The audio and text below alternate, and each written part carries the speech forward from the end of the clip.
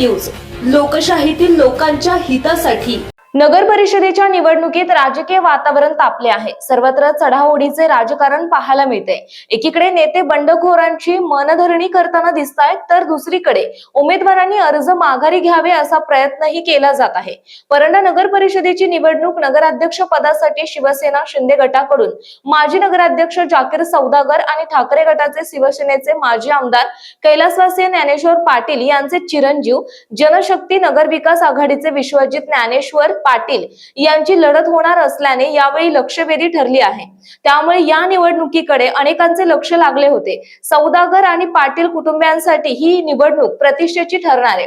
दरम्यान नगरसेवक पदासाठी अर्ज केलेल्या प्रभाग क्रमांक 1 अ मधून अपक्ष उमेदवार बनसोडे सानिया संजय कुमार, प्रभाग क्रमांक 6 अ मधून जनशक्ती नगर विकास आघाडीचे शिंदे सुजित सुभाष, प्रभाग क्रमांक 7 अ मधून जनशक्ती नगर विकास आघाडीचे मुजावर शादाब कलिंदर, प्रभाग क्रमांक 5 ब मधून जनशक्ती नगर विकास आघाडीचे मुजावर रुकैया बानू रईसुद्दीन, प्रभाग क्रमांक 2 ब मधून जनशक्ती नगर विकास आघाडीचे कुरेशी बिलाल खुदूस, प्रभाग क्रमांक 2 अ मधून जनशक्ती नगर विकास आघाडीचे बासले परवीन मन्नान, प्रभाग क्रमांक 8 अ मधून जनशक्ती नगर विकास आघाडीचे कुरेशी अरबाज बाबा मिया, प्रभाग क्रमांक 7 ब मधून जनशक्ती नगर विकास आघाडीचे अंजुम मजहर देहलूज, प्रभाग क्रमांक 8 ब मधून जनशक्ती नगर विकास आघाडीचे जाधव संध्या दत्तात्रे, प्रभाग क्रमांक 3 अ मधून जनशक्ती नगर विकास आघाडीचे तुटके